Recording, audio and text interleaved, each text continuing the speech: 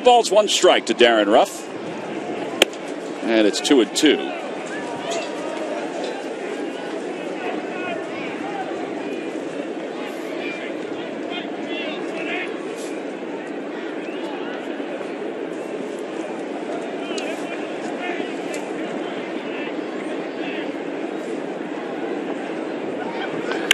That is a high fly ball deep to left field. Ichiro is going to curl back in and let it drop. The wind got a hold of it in such a big way. It's going to be a wind-blown double for Darren Ruff on a ball that I think everybody thought was going to go out of the yard once it left the bats. I mean, the reaction. Ichiro was going back as if he was going to.